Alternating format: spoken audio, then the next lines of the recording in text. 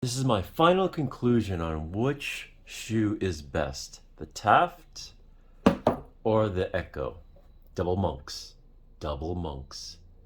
So I'm more of a functional guy, and I guess I do like some flair, but when it came down to it, after like looking at it, putting my foot in there, making sure it's not damaged, as you can see, there's some dirt, but I didn't really walk in them. I just kind of like just put my foot in there and just like felt it out. So I noticed a few things after really putting my thought into it before returning one of them. You see this opening? It's pretty narrow. It's also pretty firm too. It's pretty tight. Where the Taft is much wider for a normal human, and it's it's wider. So this one actually felt more comfortable as dang, neighbors are loud. Stop complaining. Stop complaining. So I didn't like that. It's a bit narrow. Another thing is the craftsmanship. And if you respect the ancient art of shoemaking, you could say like this one looks more sophisticated, more better made. But actually, so just notice this. There's nothing here.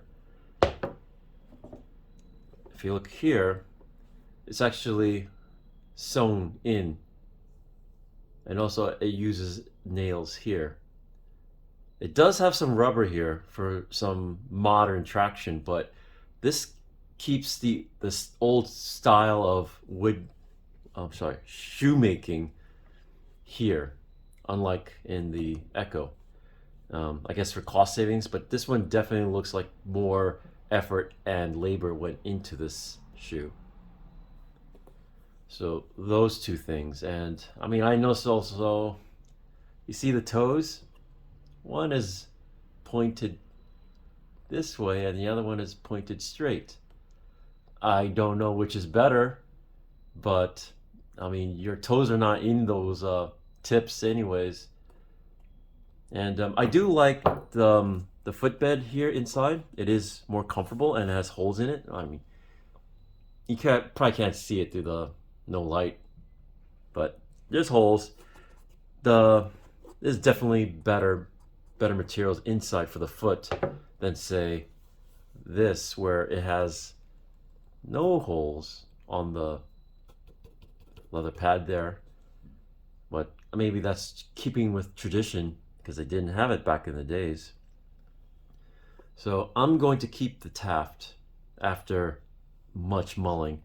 I mean, both have this, which says you gotta have it for slip-in comfort.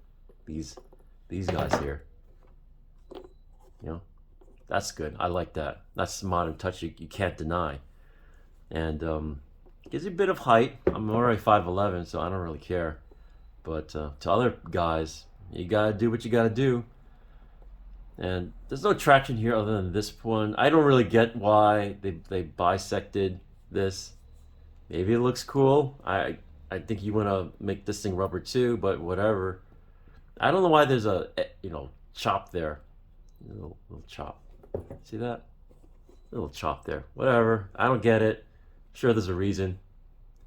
And one thing I like about the ECCO, it does have more treading. You can see it's a bit more raised compared to this one. There's like almost no treading. But better something than just leather, which is, I think, is the most ridiculous way of walking on hard surfaces. Leather, get out of here. But this one is more modern.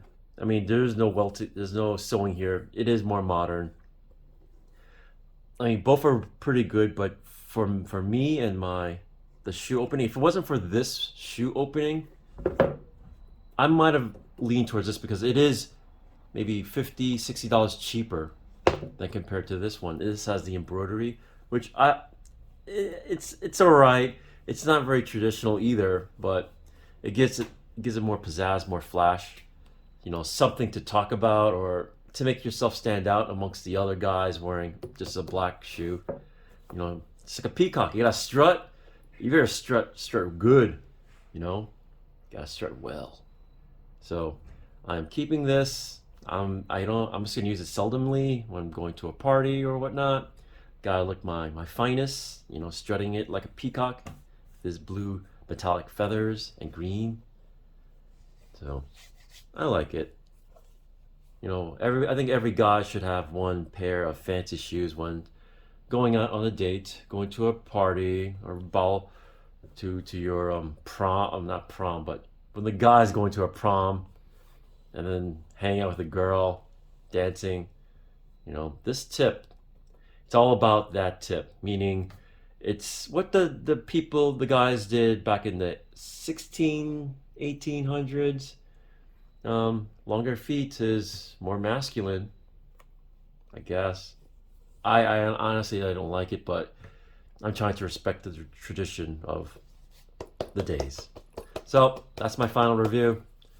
Keeping this one, returning the ECCO, and honestly, again, they're both good, but for me, the opening was the killer. I like the ECCO's tread. I like the ECCO's also the clean build of it, and it's more functional inner bed versus not so good bed, but the craftsmanship kicked it to the scales to the TAFT. You don't see this usually. This one, it's pretty good, but it's pretty boring too. I mean, who's gonna notice the bottom of your feet other than you? So, keeping. They're both good. No complaints really, but I had to make a choice. And it was a hard choice. Professor Bobby, signing out.